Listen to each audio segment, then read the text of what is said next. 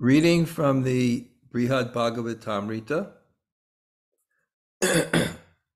Book 1, Chapter 6, Texts 6 to 8. Om Namo Bhagavate Vasudevaya. Om Namo Bhagavate Vasudevaya.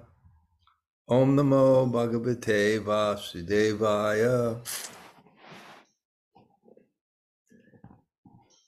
Tasmin ahani kenapi vaimanasyena veshmana antaha prakoshte suptasya prabho parshvam vidhayasa adura dehili prante navishta mad udava baladevo devaki cha rohini rukmini tata Satyabhama dayo nyascha devya padmavati chasa prabhata harini kamsa.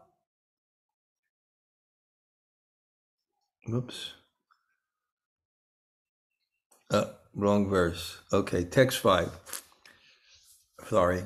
My dear mother, please now be fully attentive. Listen soberly with steady concentration to what I am about to say. Purport. Parikshit Maharaj wants his mother to listen carefully so that the Supreme Lord's pastimes he's about to describe will enchant her mind and awaken her ecstatic love. Parikshit knows from his own experience that the insanity of love for Krishna is in fact the most natural condition of the soul, and that devotees infected with this insanity are more sober and in touch with reality than anyone else. Om Jnana Timirandasya Gananjana Shalakaya Chaksur Unmilitam Yena Tasmai Sri Gurave Namaha Sri Chaitanya Mano Bhishtam Stapitam Yena Bhutale Swayam Rupa Kadamayam Dadati Sapadantikam Panchakalpa Tarubhyascha Kripa Sindhu Bhaevacha Patitanam Pavanebhyo Vaishnavebhyo Namo Namah. Sri Krishna Chaitanya Prabhu Nityananda Sri Advaita Gadadhar Shivas Adi Gaur Bhaktavinda. Hare Krishna, Krishna Krishna, Hare Hare, Hare Rama, Rama Rama, Hare Hare. So, greetings from Boca Raton in Florida, on my way from Colombia. That's the extent of my Spanish. I stopped to visit, invited to visit Lakshmi Nisringa, many of you know, Prabhu, and his wife Gokula. And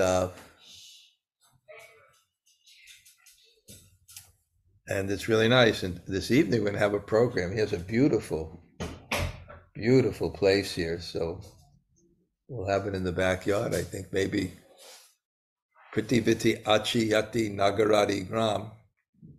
This is about an hour north of Miami. I think between all the different groups that come, the Indian congregation, the Russians, the Americans, I think there'll be 70 people here tonight, I think at least. So I'm really looking forward to that.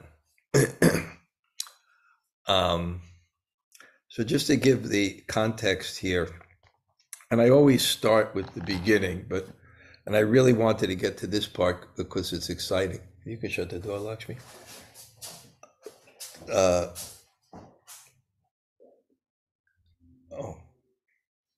Nothing.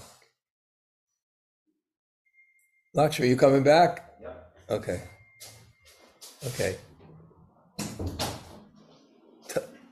Tasya Parama Antim. I think I forgot that. But it's Sanatana Goswami's mission and this is I presented many, many times, that anarpita charim charat, this thing that wasn't given for millions and millions of years. Anarpita charim charat, anarpita charim charat, karuna vatirno kalo, out of mercy. Samarpyatam unatoj vala rasam, svabhakti svayam.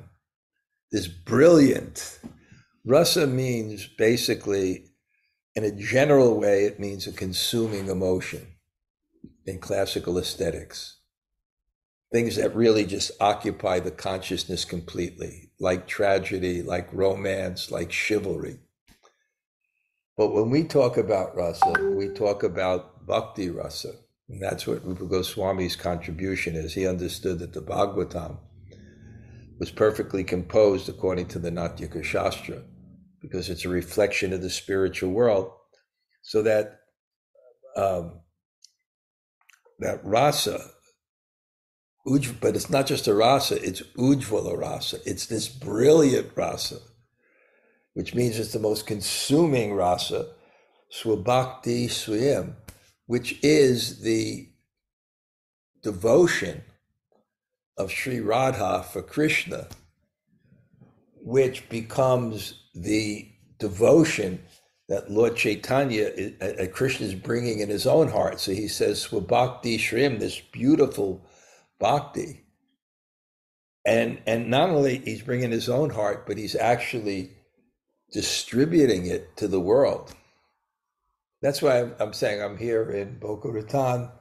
It's an hour north of Miami, and many devotees everywhere now. Pritiviti Achi Yati Nagarati Gram. But anyway, that's Sanatana Goswami's mission, and I presented a seminar in, I guess in Puri, about the genius of doing this, because there's a thing that happens, and it's also described here why he's telling his mother to be attentive, because he says it's a natural condition of the soul, but it's an insanity of love. So externally, it may appear the same intensity. We may relate to it as something that's not coming from thoughtfulness, but it's something that's coming from our samskaric nature. I was just asked a question by Leela Vilasini. I think I'll post it on my WhatsApp group. And she says, explain this purport. And it was about Raghava Pandit, who was this great devotee. And bhakti really means to offer the best. I was reading this in the 8th canto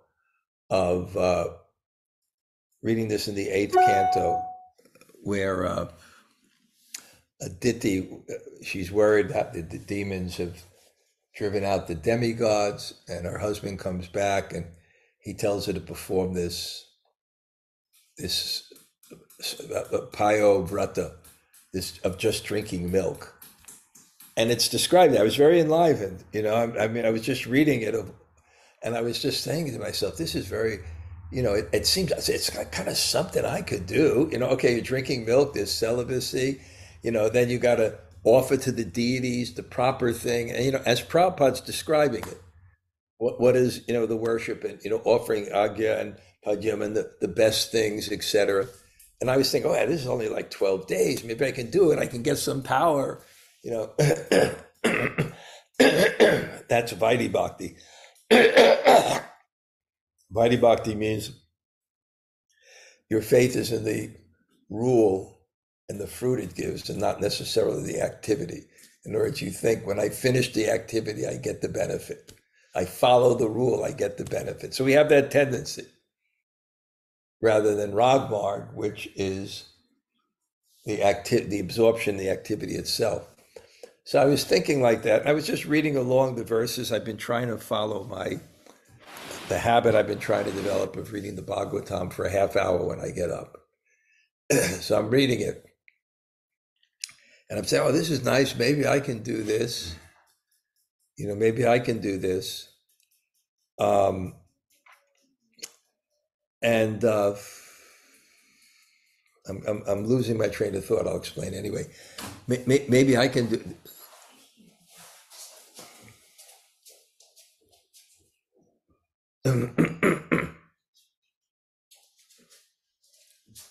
Okay. I was thinking, maybe I can do this. And then Prabhupada in the purport said, I've done this in my temples. We have our worship. We have our different activities. We have our kirtan. So I was just thinking, I was thinking externally, oh, wow, maybe I can get the benefit. But Prabhupada's already given us the activities that we can get the benefit. If we just follow what his activities are in worshiping the deity and chanting and doing the things he said. Anyway, let me get back to, I'm a little bit, okay, I'll go back and come back. So it's this, it's some, oh yeah. Okay, I'm going to remember this.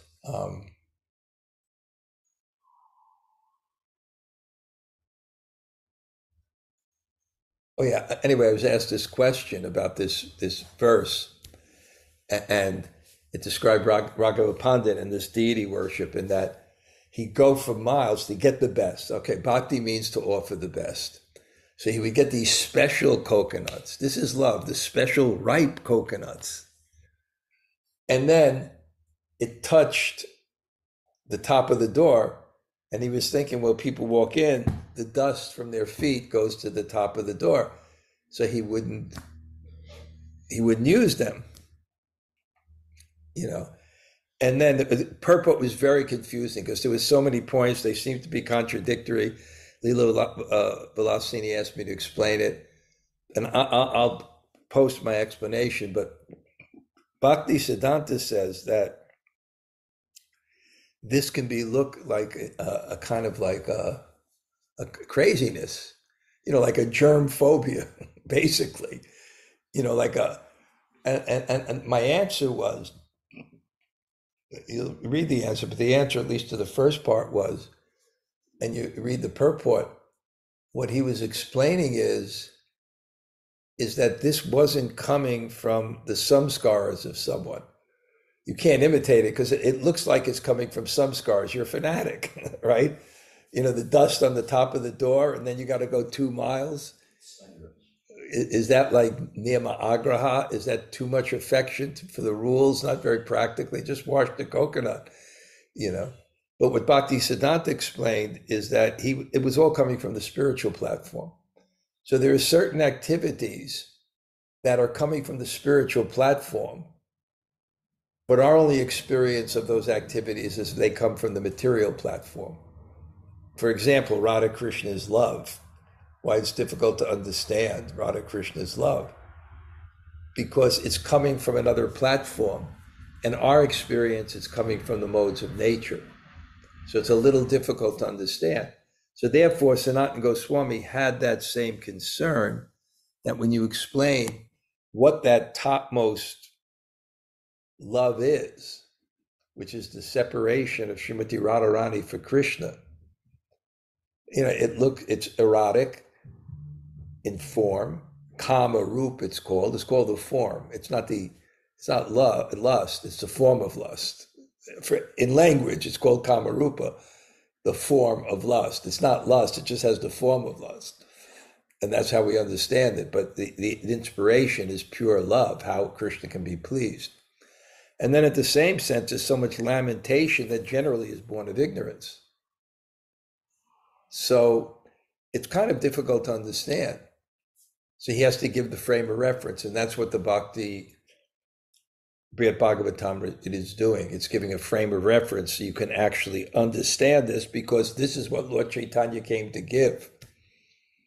And if you don't have the frame of reference to understand it, you won't actually understand or experience it, because you'll think it's something mundane or even mythological. You won't have that faith. So we're coming to the point where it's really extremely brilliantly done, because it's a progression of these devotees, and he's come to Uddhava.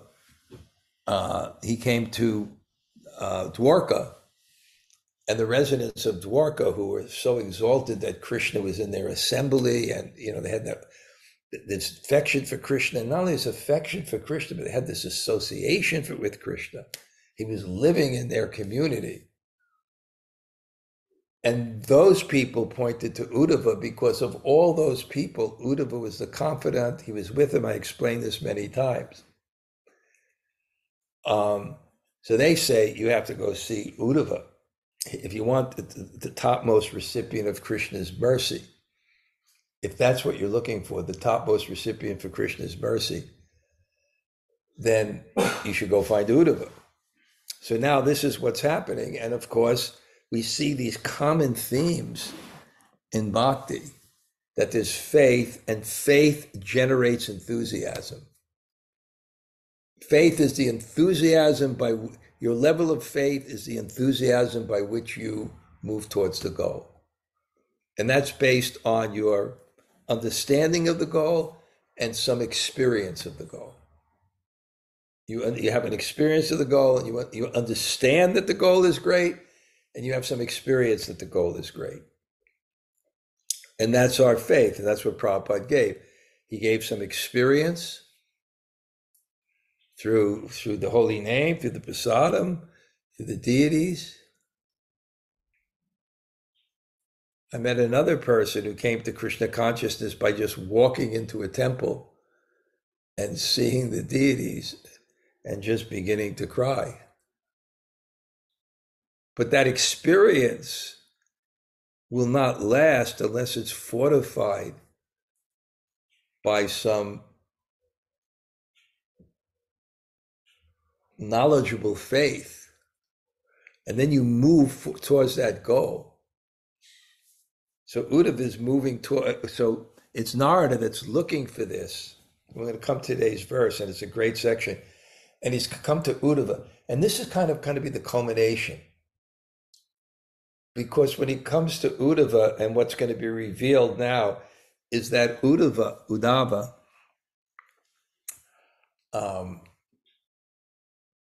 he's so qualified. He's qualified in every way. I've gone over this many, many times. He has every single qualification, including being Krishna's confidant, and in so many ways. And he's going to point to the gopis because of his experience in Vrindavan, which is what Sanatana Goswami and what Lord Chaitanya ultimately came to give. They came to give that love, that experience, and give it to the world. And right now, it's going to be explained. So he's looking for Uddhava with enthusiasm. And of course, this story is being told by Maharaj Bṛhad, which is also significant because his mother wants him to give him what he heard. He's giving a summary of the Bhagavatam in terms of the message of the Bhagavatam. And it's the same message of the Bhagavatam because Prabhupada even said that's the goal of the Bhagavatam, smiling face of Krishna, the rasa dance. So he's coming to see Uddhava, and he's really enthusiastic. And then you have this scene where there's this incredible maze of streets in Dwarka. I don't know particularly what the purpose is, if it's a Vastu Shastra thing or what it represents, but it's a maze, and it's impossible to get through this maze. And Uddhava just goes, and he winds up at Krishna's palace.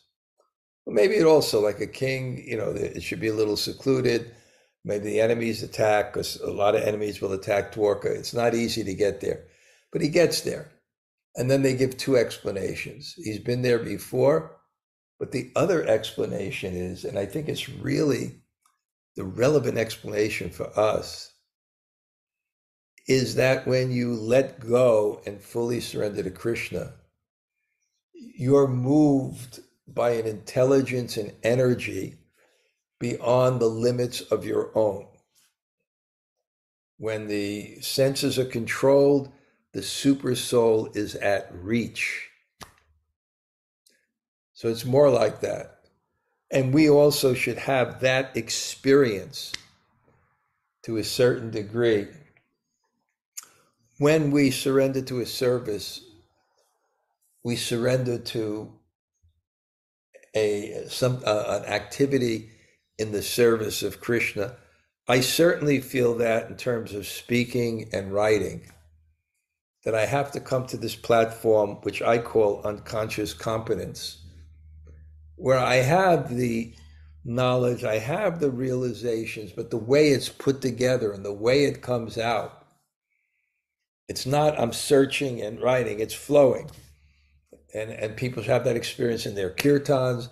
They should have an experience in their cooking for Krishna, when there's real devotion.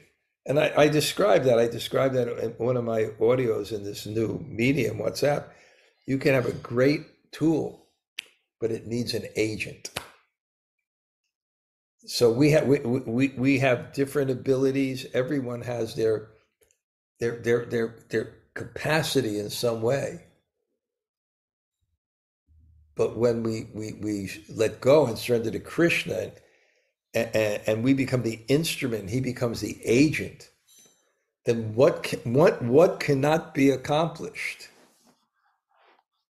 What cannot be accomplished? And the classic example of that is Prabhupada coming to the West with $40 or something, I don't know, 40 rupees, I don't know, okay, ridiculous amount, without, and Krishna used what he had. And he had abilities, but it's not his abilities. It's that he allowed Krishna with full faith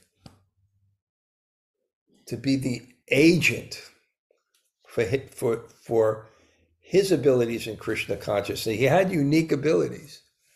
And this was highlighted to me, and a story was once told, and I read about Prabhupada. I think I heard Srila Bṛhad-bhāgavatāmṛta Swami tell it. And I've told this many times before, that Srila Prabhupada came back to Calcutta after he had succeeded beyond anyone's dreams. And he was meditating to himself, how I've become the lucky one, how I've become the lucky one. I think many of you have heard me tell this story. And Prabhupada meditated. And he meditated on his godbrothers, some who were more learned than Prabhupada. Before Prabhupada knew Sanskrit as a language. He wasn't a Sanskrit scholar. In fact, he studied Sanskrit and the Bhagavatam from his first disciple, Acharya Babaka Mishra, when he went to Jhansi. And I know that because I know the grandson of Acharya Babaka Mishra very well. And I think it's common knowledge Prabhupada was studying. So it wasn't he was the whole life, he was a Sanskrit pandit reading books. And there were godbrothers like that was so phenomenally learned.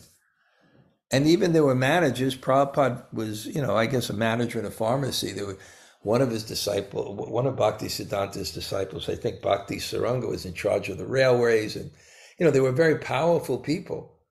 And Prabhupada was thinking how I became the lucky one. And he said, because I was 100% faithful to the order of my spiritual master. He became the instrument. And I was speaking about this morning with Lakshmi Nisringa, that the speciality of the disciples of Prabhupada, there's many people preaching, and there's a lot of traditions, even in the West, of people having gurus in Gaudiya Vaishnavism that are very, very learned. We're talking about certain people that went to the Gaudiya Math, friends of ours that became extremely learned. But for preaching Krishna consciousness and that type of utmost surrender to that mission, Prabhupada really empowered people. And the example I gave is is Govardhan. Every mission is represented in Govardhan. Even the Vallabhas, who, that's their seat. That's their focus, and there's such rich Gujaratis and so many traditions there, and Nimbarkism. But the jewel of Govardhan now is the Govardhan Retreat Center that Burijan Prabhu made with Satchidananda Swami, 25 acres. Even in the town, it's so prestigious. And then what Bhakti Vigyan Goswami is doing on the other side. And how, and why? Because the 10% faithful to Srila Prabhupada and wanting to make an offering. And I remember I went to the groundbreaking ceremony and I spoke and I said something. I said, the only thing I've it was years ago, the only thing I lament is that by the time this finishes, Burijan's going to be too old to enjoy it. Mm-hmm. And then afterwards, he tapped me. He said, I like your lecture, but I didn't like that point. He said, because I'm not doing it for myself. It's an offering. And then he pointed to Govardhan Hill. It's an offering of Prabhupada through his disciple to Giriraj. And that kind of conception, not to do things out of ego, and it was said with such sincerity in his heart. And he says, it's an offering. It wasn't for him to enjoy. It's an offering. Anyway, that was my commentary on how Narada found the palace. It's just his, and the reason I also think that is because when he was in South India, it said Dik Vidik. He didn't know which. Dik means direction. Dik Vidik. This direction, that direction. He was just chanting. He didn't have like a GPS. He didn't really have a plan where he was going. He was just moving. And how is that when you just move by the holy name? You just move by the holy name. It's so peaceful. Just imagine, because wherever you are, you create your attachments and your enemies. So wherever you are, and I'll use my vast knowledge of Yiddish, there's suras. Suras. There's trouble.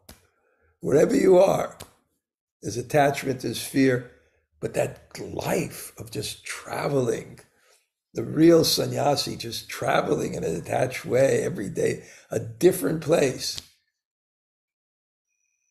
And you don't have your material protective agents, you don't have your material facilities, but you also don't have your problems.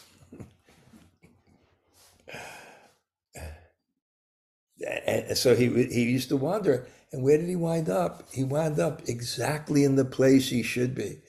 The Godavari River, but where by coincidence he meets Ramananda Roy, who's essential in his Leela, and not only in his Leela, in the fulfillment of the internal reason for his appearance.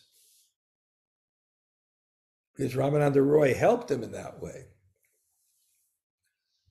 Because he was Rasika Vaishnava, and he was helping Lord Chaitanya. This is so important, that this point, that we advance by absorption in the object of devotion, because it unleashes the energy of prema, which is a relationship. And relationships don't fructify unless there's attention. So the degree of your attention is the degree that prema will be awakened in your heart. And that's what Lord Chaitanya was doing. But the absorption is based on your relationship. So that the chanting has to be energized by the right conception. And it's not just intellectual conception, it's devotional conception. It has to be energized. So Ramananda Roy was energizing his chanting by songs and stories with Sarup Damodar. So this is such an important thing, that what's going on here. And then it's described that when Narada Muni came, he was in such ecstasy because it was such an emotional thing for him. Imagine if you had the consciousness to meet Uddhava. Right now, let's say mystically, Prabhupada reappeared manifest, right? And you were told where he was, and you could go see Prabhupada. And you got in your car right now. And from your practice of Krishna consciousness, it should be an emotional experience. From reading his books and receiving his mercy through his books, through his holy name, through the holy idānīṁs, through his books. And the more advanced you are, the more emotional it is, not the less emotional it is. And that's why it's confusing sometimes to see who's advanced. Because it can be imitated, the emotions. They can be real. And sometimes emotions don't indicate advancement on the jnanic platform, which we generally identify as spiritual, as the sober, detachment, discrimination. There's no discrimination. There's no yukti analysis. It's the heart is just being drawn. So when Narada comes, he's falling on the ground. He's standing motionless. His body is trembling. He's rolling on the ground. He's crying in distress. He's shouting. He's jumping about. He's singing. He's dancing. And then all these sattvika bhavas, emotions, are appearing in his heart at once. And who's explaining this? This is being explained by Maharaj Parikshit to his mother. So he's telling her, "Oh, man-mātar, my mother, idaṁ now, you, sāvadhāna-tarā, bhava, please be very attentive, and sthiratāṁ, listen soberly, and sa-dhairyaṁ, śṛṇv, patiently listen. Patiently, hang with me. You may not understand right at the beginning. It's a very deep subject that's going to be explained. Be patient. Listen soberly and with full attention, because without attention, there's no perception. And I really got this idea. I was speaking with Bhakti-Vedanta Swami. Some of you may know him, but I think he's the most learned Vaishnava in ISKCON. Not just the Bhagavatam, but every subject, Ayurveda, Vastu. When I'm with him, there's nothing he doesn't know. And he was explaining some point about mental health and Ayurveda, and he described this thing of the mind, and I wrote about it, that it has two qualities. Anutam, it's atomic. A tvaṁ, it can only meditate on one thing at a time. So if you're not attentive, you're going to miss the whole message. Which indicate he's trying to give his mother the faith that this is, please listen about what I'm to say with concentration and soberly. Soberly, because don't get disturbed. Keep your mind. This is going to be a very heavy emotional experience with you. Don't lose it. Be attentive, be sober, hang in there, and be patient. I'm going to explain it. Because if not, if someone doesn't have the faith, maybe they can walk out of the first sentence. Sometimes you miss something. You have no faith, and you hear one thing, but it's not in context, and you leave. So he's telling this to his mother. And then the next verse that we did, so now he's explaining, and this is what's really going to be hard to understand. That day, Lord Krishna was, for some reason, disturbed in mind and asleep in the inner quarters. So that's the first thing you ought to understand, that Lord Krishna was Vaimanasyena. He was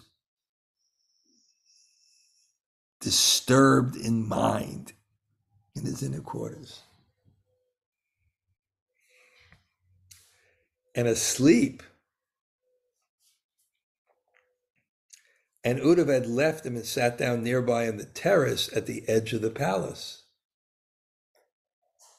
So now Uddhava is sitting there, and there Uddhava was joined by Baladev, Devaki, Rohini, and the queens of Krishna like Rukmini and Satyabhama, as well as various maidservants and other ladies, including Krishna's mother, Padmavati, a lady who had the habit of making public gossip out of Krishna's personal affairs. So, now listen attentively, don't give up right here, this is very deep. But what happens now is such an amazing thing. And when I'm saying the genius of Sanatana Goswami, how he's trying to get us to understand what's going to be explained as this topmost parama antim, the end, the top end. Braj is the end, but the top end is Radharani and her feelings in separation and in the intensity of it. So how he's going to get us to have a frame of reference to understand that. So we described the first thing, he's giving us a thorough understanding of bhakti by this progression of devotion. So by seeing devotion in different forms and shapes, from the initial Brahmin to Uddhava, and in Narada as he's in his enthusiastic journey, you start to get an understanding of what this is. Because unless you have a preliminary understanding, sometimes you have to have a preliminary understanding of something to understand something a little bit more deep. For example, the Vedas. The Vedas, if there's a basic point about the Vedas, it's to give up the false egotistic material identity called false ego. But unless you surrender to Guru and Krishna and have a preliminary experience of surrender and giving up the false ego, you will not have the lens to see it in the Vedas. Yasya deve para bhaktir, tata deve tata. Unless one has implicit faith in the spiritual master and the Supreme Lord, the one who has that, imports will be revealed. And the other example I give, a young girl, unless she comes to maturity, she won't have the preliminary reference to understand romance and so many things. So it's kind of like you have to have a bit of an experience of something to understand it. The other example I give is when people come to Vrindavan. And when they come, and if they do it in the right way, even for a few days, they get this taste of devotion that's very, very difficult to achieve other places, especially now that people don't live in temples and are, have that full kind of experience that maybe people used to have when they first came, if it was done properly. So when you're there and you have that absorption, but not only the absorption, but the reciprocation that the dust of that place can give, then I feel I can open my heart more fully about the pastimes of Radha and Krishna, because I feel, oh, that's devotion, because they're experiencing it. It gives them some kind of relevance to that. So in Sanatana Goswami's genius, he's presented these different shapes of devotion. And now what he's going to do, which is so intriguing, is Narada is going to approach Uddhava as the topmost devotee. And what Uddhava is going to, naturally, is going to deflect the praise. And I explained this, and it's a wonderful story. And what will happen is there'll be an argument among these people that are presented here. Are the gopis the topmost devotees? Because from what topmost recipients of Krishna's mercy?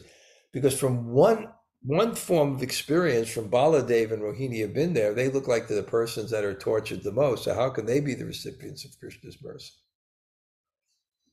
And then, Devaki and Satyabhama begin to talk about how even they're married to Krishna, how his mind is in Vrindavan. So what will happen is, it's a long story short, but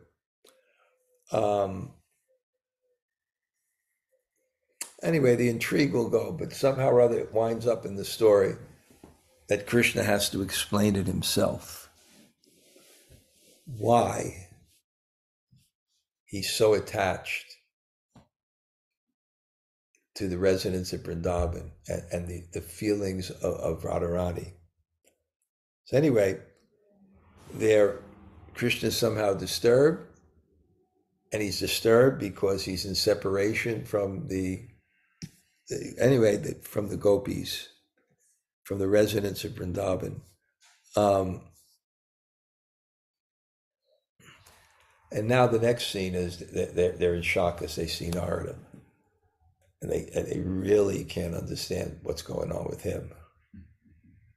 And he was acting so strange. And then they bring him down carefully, and they wipe his face, which is wet with tears, and they're compassionate and they're very gentle with him. And they say, "We never see you before. And what is this change? Just be quiet, sit here and tell us what's going on." And he replied, and he's trembling, and the hairs of his body are standing on end, and he can't even open his eyes, and he bows down to offer respect, and he's choking, and tears are flowing from his eyes. And why is that? And he says, "I want to meet Uddhava, the object of Krishna's exquisite fortune. If I can get a particle from his feet, then my heart will be at peace." Then again, now you're focused in again on Narada. And look how much he values devotion and the people who have that in his heart, and what his eagerness is to be with them and to see them. This is his journey. The journey of Narada, the topmost Vaishnava, the guru of all the other Vaishnavas. What's his main quality? It's sadhu sanga. And I think really that's where the essence of devotion lies. Sadhu sanga, sarva shastra hoy, lavamatra sadhu sanga, sarva siddhi hoy. That's it. Sadhu sanga. That's our prayers in our hearts. That's our objective. That's that anugata, we follow the acharyas. And he's explaining the abundance of mercy is not get by any other servants. The past, he's the greatest of Vaishnavas, and then he quotes Krishna even said that Uddhava is the greatest of Vaishnavas. There's so many quotes that from Krishna, and this is all setting up because this is the person at this height of devotion and respect, what Narada, who's been searching the universe, and he finds him. this is the person that's going to say, these are the best. But that's not the only thing that's going to happen. Because I love that part, because there's an argument that ensues and Krishna wakes up and he kind of finds out, and then he's in separation, he faints, and then the story continues. Okay, Jamuna Jaya, what do you got from today? Hare Krishna Maharaj, thank you for class. There was a lot of things from today, but I really love this last point about that Narada Muni's top quality is his seeking sadhu sanga. And that paired with what you're saying, if you surrender, you're led by an intelligence that is greater than your own. So it's even, he wanders everywhere because he's so surrendered and he keeps finding his way to the devotees. So it's beautiful that we need to sort of surrender that. We too will be led to the devotees, because I love that he's not even trying, but there he keeps coming to them over and over again. So beautiful. That's the story of Bṛhad-bhāgavatāmṛta, because the second thing happens also, that this Gop Kumar meets his guru, he gets a mantra, and he begins to search. So I guess this is our story. We sincerely search, and that consciousness in our hearts will bring us to our destination. Nice. Okay, nice. Anybody else like to say hello? Hare Krishna Maharaj, Gail here. Yeah, hello. Oh yeah, I really loved this class today for a variety of reasons. One of which Jamuna Jaya just mentioned, how a person can be so qualified, but it's when they surrender themselves to Guru Krishna that those qualities can be really potent, actually. So somehow the way you explained it today just went in deeper. Make it deeper. Yeah. It went in deeper, the way you described it today. Yeah, and it's not that Krishna doesn't use non-devotees either. Their qualities and their abilities, but that's more their karma. Mm-hmm. Mm-hmm. Yeah, more their karma. But the devotees can go really beyond their karma. I mean, materialist people can achieve amazing things, but it's prakriti kriyamanani gunai karmani sarvasha ahankara vibhudatma, but they're not really the doer. Okay, what are you going to say, Gil? Yeah, just a couple other things. One was how, when you were explaining that, we kind of relate spiritual things to our material frame of reference. And it reminded me of the fact that so often when people from a foreign country, they introduce themselves with their foreign names, like in America, right? We will hear the closest thing to an American name that, we're familiar with, So like, well, my last name is not American, it's Italian. But when I say my name is Kuzmai, people are more familiar with Guzman, and so they will hear Guzman, So it's like a similar thing, you'll hear or see or perceive what is familiar to you instead of the actual thing. Nice point. Thank you, Gail. That's great. Just one question, Maharaj. Yeah. When you said when you're contrasting intellectual conception with devotional conception, and the concept of devotional conception almost sounds a little oxymoronic, because when you think of conception, you think more on the intellectual level, So I was wondering if you could elaborate a little bit on the concept of devotional. Devotion. You want me to elaborate on all these things I make up, right? Okay. Okay, devotional conception. I'm trying to bring it back to what it was about. I forgot the frame of reference. Yeah, me too, actually. It just struck me. And there's a reason I had to say that, because it had to be with faith, Oh, no, it had to be with chanting and what you bring into the chanting. So I'll give you an example. It's like you have to chant with conception, right? One conception is nam-mā-parād, one conception is śṛṇv, and one is, nam-bās. So there's an understanding there. In other words, you don't know what you're doing and commit offenses. There has to be some understanding in the chanting, but it's not just an understanding, it's connected with how you do things and in what mood you do things.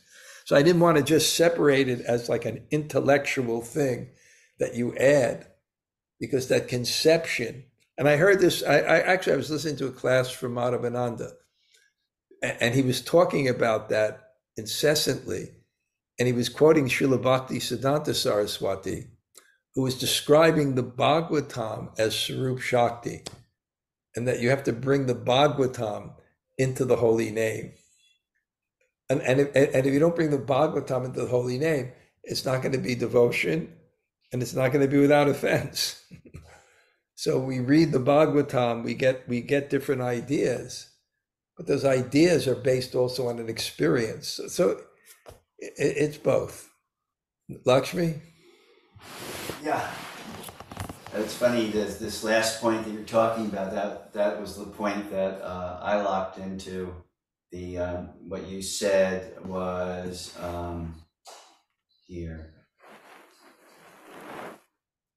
Chanting has to be energized by devotional conception and a connection, devotional connection, I think you said. And I was just thinking, my mind went to, like, when we're in kirtan, chanting can be energized by the false ego. Like, I'm leading kirtan, and chanting can be energized by intellectual conception. Oh, I'm here in kirtan and I'm chanting, and it can get into a whole intellectual thing about what you're doing. And it can be energized, of course, by pride. I'm the best kirtaniya. And all of these different levels of energization that comes while you're chanting. But what you brought it home by saying, chanting is truly energized, meaning it has this eternal effect and deep emotional, spiritual emotional effect when there's connection. Because I hear so many, I go to so many yoga kirtans, and it seems like it falls off the table because there's not devotional connection to whom you're chanting. It's just like, it's a great music genre, but am I connected to Shiva, or am I connected to Krishna? Is there that emotional connection? And quite often it just kind of falls off the table into true spiritual experience because of that lack of devotional connection to your object of meditation. Okay, Gail, I think that's a good answer. It's really something to meditate on. It's my own term, but I actually got it from Madhavananda because he said conception. And I thought it wouldn't be enough to say conception. But then I say, what is that conception? Right? It's the conception you're chanting in will determine whether you commit offenses or not, or at least it'll be a main factor in that. Okay, Gail, thank you for always clarifying the things that I completely made up by myself. Okay. Anybody else like to say hello? I saw Kalachandri there. I'd like to say Hare Krishna, Hare Maharaj. Krishna, Maharaj. Thanks so much for the class. Please Great to accept see our you. humble obeisances. Yeah, great to see both of you. Thank you. Okay, Haribo. Haribo. Okay. Anybody else say hello? Hare Krishna, Maharaj. This is Malati. Malati, how was your landing?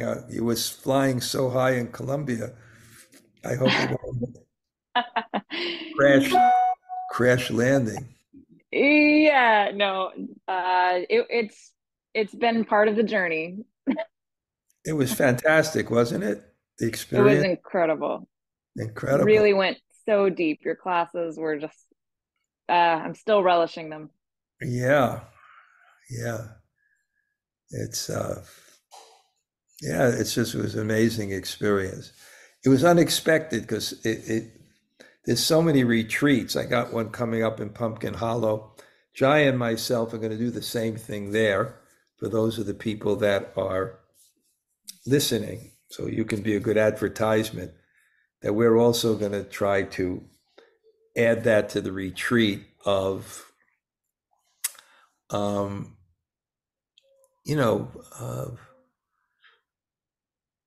do I put it, Locus?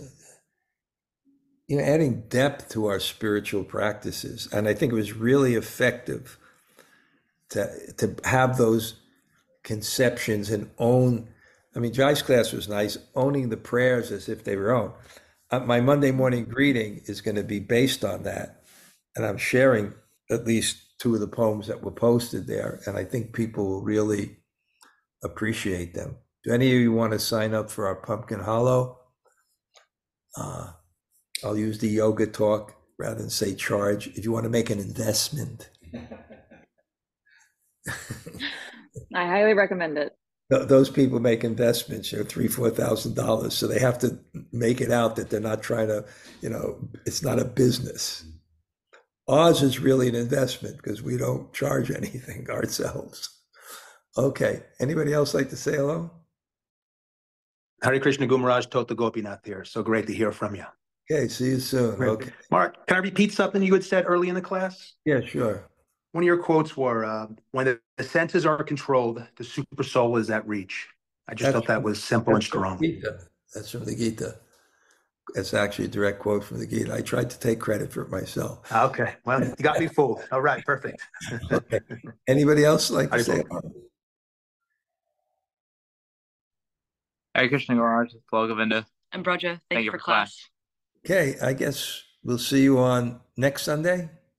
Yeah. Yes. Oh, that's great. We'll have a great time. We're looking forward to it. And I signed up for Pumpkin Hollow, so I'm Oh, gonna. that's great. Okay, you're one of the few intelligent people that have so far.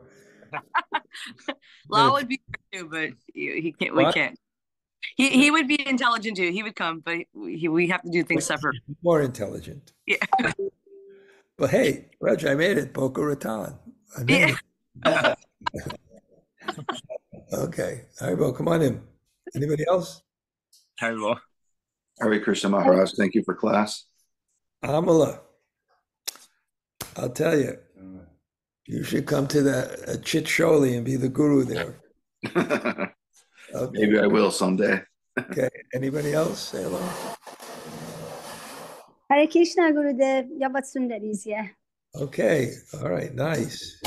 Okay, good. Yeah, thank you very much for the class. Thank you. Anybody else? Hare Krishna Maharaj, see that. Thank you for class. See that? Okay. I think we'll probably see you up in Bhakti Bandhav. Yeah. Okay. Probably in good. Philly too. If you're coming to Philly. I am coming to Philly. Yeah. Cool. Oh, all right. I'm great. here now. Okay. We'll see you there. Okay. Good. Anybody else? Hare Krishna Maharaj, this is Krishna-katha. Thank you so much. Thank you greatly for the class. Wow, great. Okay. Anybody else? Thank you, Krishna. Hare Krishna Guru Maharaj. This is Sanga. We're praying for your protection. How much anxiety, huh? Thank you very much, Guru. Yes. It would be like living in New Jersey if Staten Island was trying to destroy you. It must be intense. Okay. Okay. Anybody else? Okay. Maharaj, I just have to say that, a couple of decades ago, you were the one who said that when you hear prayers, you should recite them as if they were coming from you. And I've always done that. So when you said that, Jai said something nice, I have to set the record straight, kind of. Okay. Well, I mean, it's not that I invented that idea either, but well, for me, you did. Okay, that's great. Wow. Yeah. It was. Wait till you hear these poems, Gail. I'm going to publish them tomorrow. Wait till you hear them. Amazing. Poems by whom? The people that came to our seminar in Columbia. Oh, okay. And had to write a poem as if it was coming from them based on a verse that Jai gave from the Bhagavatam. Mm. And they were powerful. Wow. Mm. So it really worked. Just a little tidbit, Maharaj. My younger daughter, she crossed paths with you in Colombia. She kind of landed as you were coming, but different part. What, really? Yeah. I was so sorry she had to miss you. What was she doing? Where was she going? Well, Ananda Bihari Prabhu, he has like this coaching thing that he does. Well, she's a part of that. And so they had this retreat. It looks just like as paradisical, if that's a word, as that's run by, he works for Jamuna Bihari. Wow. Yeah. What is she trying to market? Because it's all about marketing. Well, it's a body stuff. Permanent. Is it working for her? Oh, she loves it. Is she doing good? Yeah, it's really working for her. It's still in the initial stages, but so far, things are looking very promising. What is she doing? Permanent makeup and eyelash extension. Hey. Beauty world. By the way, she listens, on my Monday morning greetings. She every week is reading them. Oh, wow. News to me. And clicking them sometimes 2 or 3 times. Oh, I didn't even know that you could figure out that somebody clicks on them. Because Rati sends me every week so I know my audience, and it lists who read the Monday morning greetings and how many times they clicked on them. So I get an idea, at least who my audience is, and it was nice to see that her name is there every week. So when she comes back, we should make sure that I get to meet her, okay? Thank you, Maharaj. Yeah. She did want to develop a relationship with me. Okay. Hopefully she'll be able to come to Kishore. Oh, that is so cool. I'm going to call, I know some of the people down there, and I'm going to write them a letter and tell her to say hello to your daughter. Thank you, Maharaj. Thank you so much. That's great. Okay. And your other daughter wrote me, she wanted to stop in my ashram, but I don't use the signal thing. And when I looked at it, it was 3 weeks later. Oh, well, that's the second time. She's in Vrindavan right now as we speak. She's amazing. Yeah. She's such a devotee. Yeah. Yeah, actually. Okay. Anybody else say hello? Hare Krishna Maharaj, Sri Rupa. Looking forward to seeing you. Thank you for such a nice class. Okay, we'll see you soon, Sri Rupa. Okay. Krishna Maharaj, that was a really wonderful class as usual. Thank you so much. Great to see you, Henry. Always a pleasure. Really. Always a pleasure. Yeah. I was thinking the other day, how can I get Henry to Colombia? The reason I was seeing it because I just wanted to bring you actually to this one person's house because I know you would deal with them so nicely, but amazing. I'll talk to you privately about it. It touches my heart so deeply, Maharaj, that you think of me like that. You just made my day, Thank you, Maharaj. I remember when you came to Vrindavan, right? That was your introduction to Krishna consciousness, was Vrindavan. How many years ago was it? It was 1983, and you were the first devotee that preached to me. And you're still here. Okay, still listening. Great, Henry. Haribo. Good.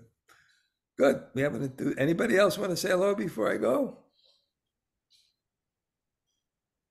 Okay, I'm just going to look Hi, Krishna Maharaj. This is Krishna Mai. Krishna Mai, Haribo. Nice to see you. Haribo. I'm coming upstate. I don't know if you can make it the 28th to Bhakti Yeah, Bombay. I'm planning to come for sure. Okay. I'm definitely miss you. Okay, good. I'd like to speak to you. And I'll be 2 weeks up in Raghunath, so 1 or 2 weeks. So. Oh, good. Thank nice you. to see you. Okay, great. Okay, great. Anybody else? Okay, I'm looking at the list so I know everyone who came and thanking them deeply for coming. That's great. Okay. Vanchakalpatarubhyasya kripa sindhu bhayevacha patitanam pavanebhyo vaishnavebhyo namo namo.